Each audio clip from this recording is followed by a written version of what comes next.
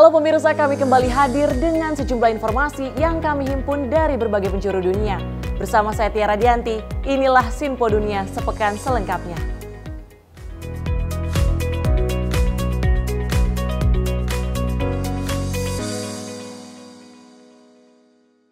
Sinpo Dunia sepekan kami awali dengan berita terkait Pilpres Amerika Serikat pada 5 November. Semula akan menjadi tarung ulang antara Presiden Joe Biden melawan pendahulunya Donald Trump.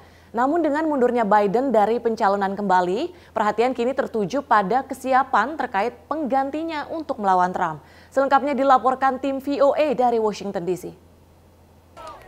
Warga berkumpul di depan Gedung Putih tak lama setelah Presiden Joe Biden mengumumkan mundur dari pencalonan kembali dalam Pilpres November. For me, President Biden was the greatest climate president that we've had, and he delivered an opportunity for us to stop climate change. And I'll be forever grateful for that. I'm very fond, if that's the right word, of Joe Biden and what he's done. And I would like him to be remembered as a really great president. And I was sort of afraid that his frailty would detract from that. Dukungan bagi Biden telah mulai melemah, bahkan sebelum debat capres melawan kandidat Partai Republik Donald Trump di Atlanta, yang ditayangkan langsung secara nasional. Tapi penampilan Biden yang sering terbata-bata dan bingung saat debat menambah keraguan di tubuh Partai Demokrat akan kemampuan Biden yang berusia 81 tahun untuk mengalahkan Trump pada tarung ulang mereka pada 5 November. Mundurnya Joe Biden mengakhiri spekulasi sejak debat perdana Capres AS akhir Juni. Dan ini dilakukan di tengah tekanan kuat internal Partai Demokrat untuk beralih ke kandidat lain. Namun dengan hari pencoblosan yang hanya sekitar 3 bulan lagi, pergantian paslon di tubuh Partai Demokrat ini memunculkan tantangan tersendiri. Salah satunya, akankah Wakil Presiden AS Kamala Harris yang didukung Biden untuk maju menggantikannya sebagai capres bisa menjangkau calon pemilih di luar basis massa partai. The real question is whether Kamala Harris, who's a liberal Democrat from California, will have electoral strength in places like Michigan, Pennsylvania, and Wisconsin, which the Democrats need to win to hold on to the presidency. Because most people don't know her. She was elected statewide in California twice. She's very smart. She's sharp. She's a prosecutor. She's run obviously nationally when she ran with Biden for vice president. So she knows what she's doing, and Democrats largely know her, but she doesn't have the national profile that obviously President Trump or President Biden does. Meski telah mengantongi dukungan Biden, Wapres Harris belum otomatis menjadi calon presiden dari Partai Demokrat. Karena pencalonan ini harus mendapat persetujuan delegasi yang hadir di konvensi nasional partai tersebut di Chicago mulai 19 Agustus. Perhaps you don't want a convention that's completely wide open because then it tears the party apart as opposed to rallying around one particular candidate. On the other hand, there's probably a lot of Democratic pollsters who are wondering whether Kamala Harris really is the best choice. Harris telah berjanji berupaya sekuat tenaga untuk menyatukan Partai Demokrat dan bangsa Amerika untuk mengalahkan Trump dalam Pilpres November. Ia pun telah mendapat dukungan dari rekan separtainya di Partai Demokrat, termasuk sejumlah tokoh yang berpotensi menantangnya dalam konvensi bulan Agustus. Dari Washington DC, Riut Wasikal, Nova Purwadi, dan tim VOA. Perdana Menteri Israel Benjamin Netanyahu kembali berkunjung ke Amerika Serikat, kali ini untuk berpidato di depan Kongres Amerika Serikat. Di tengah kemelut di Gaza dan mundurnya Presiden Joe Biden dari pencalonan Pilpres, Netanyahu mencoba mencari landasan dukungan bagi Israel. Selengkapnya dalam liputan VOA. Di saat serangan Israel ke bagian timur Khan Yunis menewaskan belasan orang dengan ratusan lain dievakuasi, Perdana Menteri Israel Benjamin Netanyahu bertolak ke Amerika Serikat menghadapi pertarungan lain politik Amerika Serikat yang baru saja ditinggalkan petahana Presiden Joe Biden yang memutuskan untuk mundur dari pencalonan kembalinya. And I will tell my friends on both sides of the aisle that regardless who the American people choose as their next president, Israel remains America's indispensable and strong ally in the Middle East. Itu yang ia sampaikan ke publik. Tapi menurut analis, dalam kontestasi perebutan Gedung Putih antara Wakil Presiden Kamala Harris dan mantan Presiden Donald Trump, Netanyahu lebih mendukung calon dari Partai Republik. The Republicans are more supportive of Israel's security agenda, and that would be true whoever was in power in Israel. But the second thing is they're more forgiving of Israel's right-wing government and its policies towards the Palestinians. Netanyahu dilaporkan meminta pertemuan dengan Donald Trump yang pada masa jabatan yang lalu meluncurkan kebijakan pro-Israel yang signifikan.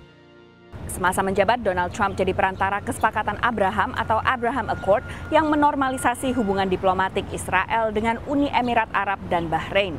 Ia juga memindahkan kedutaan besar Amerika Serikat dari Tel Aviv ke Yerusalem yang disengketakan kedua pihak yang bertikai serta mengakui aneksasi Israel atas dataran tinggi Golan. Analis lain menilai ada kemungkinan Harris tak akan memberikan dukungan penuh ke Israel seperti yang diinginkan Netanyahu. With Kamala, he's probably going to get someone who will remain pretty much mainstream when it comes to supporting the U.S.-Israeli relationship, but I think far tougher, certainly rhetorically and Israeli settlement activity, and much more sympathetic to Palestinian suffering and Palestinian rights. Tujuan utama Netanyahu ke Washington adalah untuk mengantisipasi pemerintahan Amerika selanjutnya, terutama di saat Knesset, parlemen Israel, memasuki masa reses 3 bulan yang diyakini bisa jadi kesempatan strategis baginya. There may be a political timing that will enable Netanyahu to make a move once the Knesset is in recess without having that lead to immediate coalition breakdown, because that could not be done until the Knesset comes back to operation. Di masa reses itu, Netanyahu berpotensi melawan faksi sayap kanan dalam koalisinya dan mencapai kesepakatan gencatan senjata dengan Hamas setelah hampir 9 bulan berperang. Pekan lalu, Menlu AS optimistis kesepakatan tersebut akan tercapai. I believe we're inside the 10-yard line and driving toward the goal line and getting an agreement that would produce a ceasefire, get the hostages home, and put us on a better track to trying to build lasting peace and stability. Meski demikian, kebanyakan analis skeptis perjanjian gencatan senjata akan melampaui fase pertama, yakni jeda perang 6 pekan yang ditukar dengan sejumlah sandera yang ditahan Hamas. Dari Washington DC, Virginia Gunawan dan tim VOA. Trajektori laju inflasi di Amerika Serikat belakangan cukup memuaskan pejabat Bank Sentral Amerika Serikat atau Federal Reserve, termasuk indeks harga pembelanjaan konsumsi pribadi yang semakin mendekati target 2% setelah melampaui 7% pada pertengahan 2022. Akankah ini membuat The Fed segera turunkan suku bunga? Selengkapnya dilaporkan tim VOA dari Washington DC. Sejumlah anggota Komite Pasar Terbuka Federal Badan Bank Sentral AS atau Federal Reserve yang menentukan kebijakan suku bunga mengisyaratkan penurunan suku bunga semakin dekat. Anggota Dewan Gubernur Christopher Waller menyatakan kemungkinan ini dalam pidato di Bank Sentral Kansas City. Dan Presiden Bank Sentral New York, John Williams, mengatakan hal serupa kepada harian bisnis The Wall Street Journal. They have an overly rigid policy framework. They treat 2% as if it was chiseled on a tablet and descended from the heavens, when actually there's evidence that's too low. And they only look at PCE core versus a broader range of indices. So that's bad, but what's good about it is it's easy to predict what the Fed's going to do. So when PCE goes down below 2.5, it's getting close to their target. PCE atau Indeks Pengeluaran Konsumsi Pribadi adalah indikator inflasi yang paling dirujuk oleh The Fed dibandingkan indeks harga konsumen atau CPI dan indeks harga produsen atau PPI. Setelah turun teratur selama 2023, laju inflasi kemudian menguat kembali memasuki kuartal pertama 2024 dan harga baru mulai stabil memasuki kuartal kedua. Ini menguatkan dugaan dari analis bahwa Bank Sentral AS bisa mulai menurunkan suku bunga acuan mulai September. Tapi sebagian analis tak menutup kemungkinan bila penurunan suku bunga dilakukan lebih cepat. So it's clear that they should cut. The only reason they won't cut in July is that they don't trust their own forecasting. They've been horrifically bad forecasters of inflation. Everybody knows about their transitory debacle. So they're reluctant to move quickly for that reason. So they'll wait for more data. They have no confidence in their own forecasting appropriately because it's been terrible. And so they're going to be conservative. But the economy is weakening, so they're taking a risk with the economy. I think we're going to be fine, but they should cut in July, but they definitely will cut in September.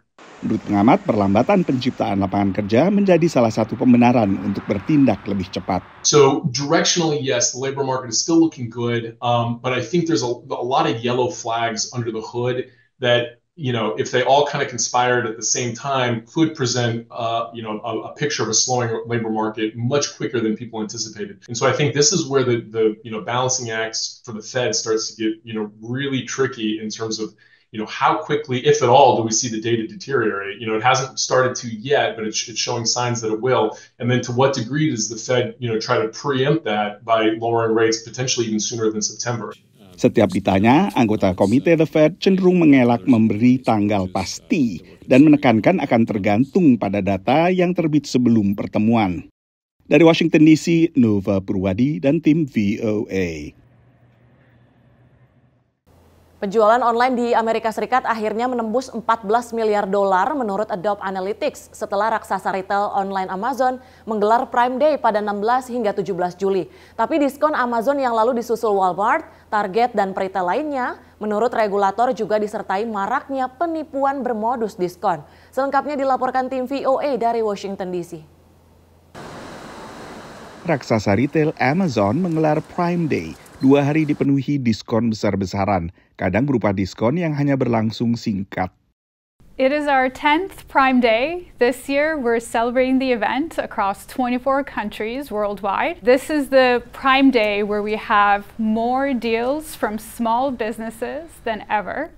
In fact, 60% of sales from Amazon are from independent sellers. Retail lain, baik retail online maupun toko retail fisik, juga menggelar diskon besar-besaran pada Juli, mengawali belanja back to school atau kembali ke sekolah bagi anak-anak.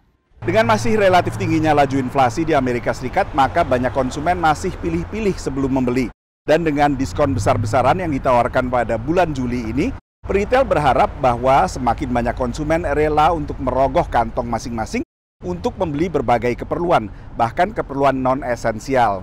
Tapi bersamaan dengan serbuan diskon, Lembaga Pengawas dan Akreditasi Usaha, Better Business Bureau, meminta konsumen berhati-hati. A lot of retailers are having their big July sales at this point, so we know that scammers like to prey on people who are online shopping, if it's an inbox message, if it's a social media message, if it's a fake website that pops up.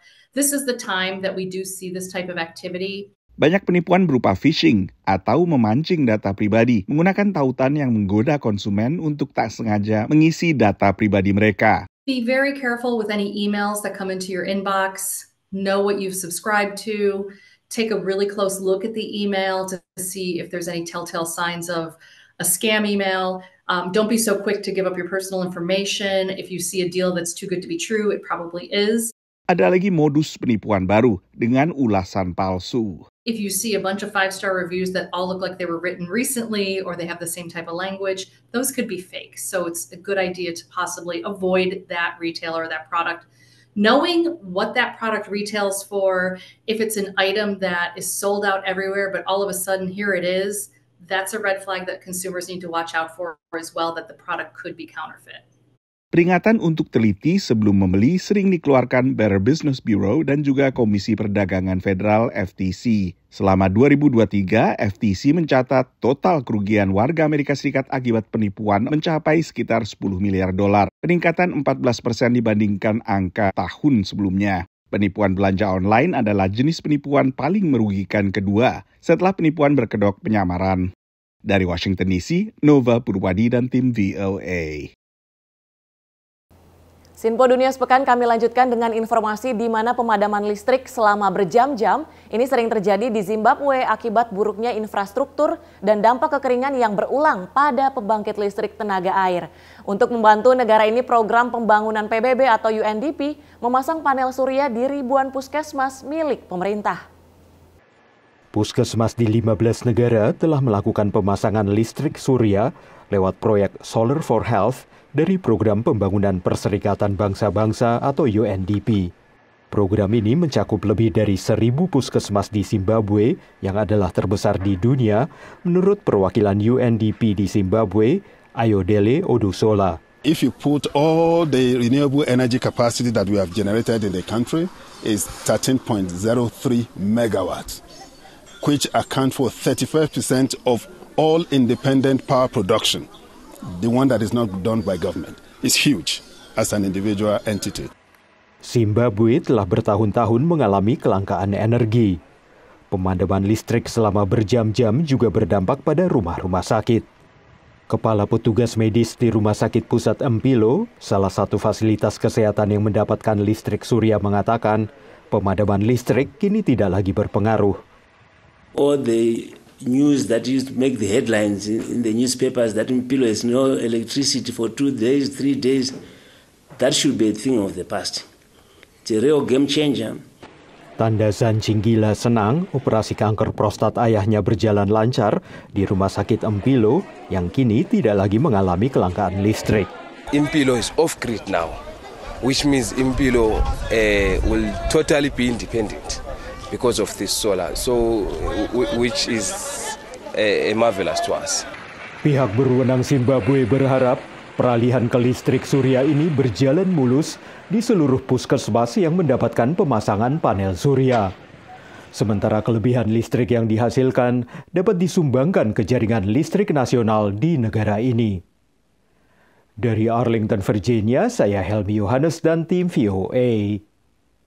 Sebagian Amerika Serikat kembali dilanda gelombang panas meski tak se-ekstrim sebelumnya. Banyak warga yang biasanya menghindari panas, namun di sebuah destinasi wisata gurun, pengunjung justru mencari panas dan menguji ketahanan tubuh. Selengkapnya dilaporkan tim VOA dari Washington DC. Death Valley secara harafiah artinya lembah kematian, tapi setiap tahunnya Taman Nasional Death Valley di perbatasan dua negara bagian, yaitu California dan Nevada, didatangi 1 juta lebih orang. Actually, it's burning my lips and my legs because I'm very white. Aktivitas favorit warga saat berkunjung adalah mengambil foto dekat termometer raksasa di Furnace Creek yang tercatat sebagai tempat terpanas di permukaan bumi dengan rekor suhu udara tertinggi hampir 57 derajat Celcius pada 10 Juli tahun 1913. So behind us we have this displaced thermometer here at the Furnace Creek Visitor Center, which is a great place for people to take a picture with and record a bit of this memory of the extreme heat that they got to experience. Yeah, we find that in the summertime this is an incredibly popular place to be. Staf Taman Nasional mengakui termometer raksasa di Death Valley tak 100% akurat. This thermometer has a probe in the back of it that includes a little bit of radiant heat that's coming from the metal structure and also the building. So this one usually displays a couple degrees hotter than what the official temperature actually is. Tapi bagi turis yang datang, mereka tak menyia-nyiakan kesempatan untuk berfoto. You know, how many people in the world can say they've been to the hottest place in the world? It's almost like climbing Mount Everest. How many people can say they actually climb Mount Everest? I take a weird sense of pride in it, like being like an adventurer that, you know, I can handle. I've been in northern Vermont in the wintertime in -20, and now I've been in the hottest place in the world. Sejak 2020, termometer raksasa ini diberi tambahan catatan dalam Celsius. Ini karena banyaknya turis mancanegara yang juga datang ke Death Valley. It's hard to portray how hot it is when you speak to people back home. So, I mean, that's an indicator, isn't it? Take the picture, there's the temperature, 51. People, I don't know, they might have been hot before, but 51 is really hot. Sepanjang musim panas tahun ini, beberapa gelombang panas melanda wilayah Amerika Serikat dan suhu udara mencapai rekor baru di sejumlah titik. July is definitely one of the hottest months, but I would say the length of heat is definitely something that we're starting to see happen more often with each coming summer. We're having lengthier heat waves with temperatures that are challenging records, so it just feels like every year it's getting hotter and hotter. Akhir Juli, gelombang panas melanda bagian barat Amerika Serikat. Setelah sebelumnya, pantai timur juga terkena pada pertengahan Juli dan sempat mencapai suhu udara tertinggi bagi berbagai kota, termasuk Washington DC. Washington DC suhu udaranya sempat menembus 40 derajat Celcius dan hanya 12 kali sebelumnya sepanjang sejarah modern ibu kota AS mengalami suhu udara setinggi itu. Dari Washington DC, saya Nova Purwadi dan tim VOA. Perjalanan panjang Wihan, diaspora Indonesia asal Temanggung, Jawa Tengah, merintis restoran Arigato Hibachi dan Sushi dimulai dengan menjadi pencuci piring. Setelah menjadi koki hibachi selama 11 tahun, barulah ia berani membuka restoran di Baltimore, Maryland tahun 2011. Awalnya kan memang cuci piring saya dulu waktu datang. Bekerja sebagai pencuci piring. Itulah awal perjalanan panjang Wee Han, diaspora Indonesia asal Temanggung, Jawa Tengah, sebelum membuka Arigato Hibachi dan Sushi di Baltimore, Maryland. Datang ke Amerika tahun 1998, Han juga sempat bekerja sebagai koki hibachi selama 11 tahun sebelum memberanikan diri merintis bisnis restoran tahun 2011 bersama 3 temannya. Sukanya banyak ya, dukanya juga banyak. Ya dua tahun pertama ya harus kerja tiap hari, ya kita belum mampu bayar orang, harus kerjain sendiri. Untungnya banyak pelanggan dari restoran tempat Han bekerja sebelumnya yang datang dan kemudian menjadi pelanggan di Arigato Hibachi and Sushi. Jadi waktu saya buka di sini mereka nyoba, oh kamu di sini, dan mereka punya community, mereka bicara satu sama lain kan, oh restoran di sana, chefnya sana dulu. Jadi mereka pada nyoba ke sini. Apalagi keberadaan kuliner Jepang seperti hibachi dan sushi di Amerika sudah cukup lama, sehingga pelanggannya pun berasal dari berbagai latar belakang bangsa, tak melulu diaspora Asia. Selain menekankan kualitas dengan memakai daging dan ikan terbaik, kunci utama restoran ini untuk bertahan dan memenangkan kompetisi adalah pada harga yang lebih kompetitif dan pelayanan yang diberikan. The sushi is usually very fresh, so I like raw fish. They did a good job. The people here are awesome. They really take care of you very, very well. The smiles are awesome. It's just a great experience. Kini Arigato Hibachi and Sushi memiliki 14 karyawan, separuh diantaranya diaspora Indonesia. Edi Sao, mitra usaha Han yang sudah bekerja sebagai koki hibachi selama 25 tahun, merasa nyaman menjalani profesi ini karena memberinya penghasilan yang cukup. Itu biasa sih mereka gaji sama tip ya. Mungkin saya pikir sekitar $20 kali ya per jam plus tip ya. Tergantung rame enggaknya tempatnya gitu loh. Cuman mungkin kalau untuk hibachi antara 100 mungkin dapat kali per harinya. Han sempat membuka restoran hibachi kedua dengan konsep dimasak di hadapan pelanggan, tapi hanya bertahan 13 bulan karena tingginya ongkos operasional. Sehingga salah satu perilaku bisnis yang ditekankannya dalam mengelola Arigato Hibachi and Sushi adalah ketekunan. Ya, telaten ya, harus telaten ya. Kalau semuanya kan kadang rame, kadang sepi kan kita nggak tahu ya. Kita harus telaten aja, harus kita tekunin. Kalau masalah jatuh bangun itu mah semua orang pasti kadang ada di bawah, kita nggak tahu kan. Jatuh bangun, tapi ya kalau kita telaten aja. Dari Baltimore, Maryland, tim VOA.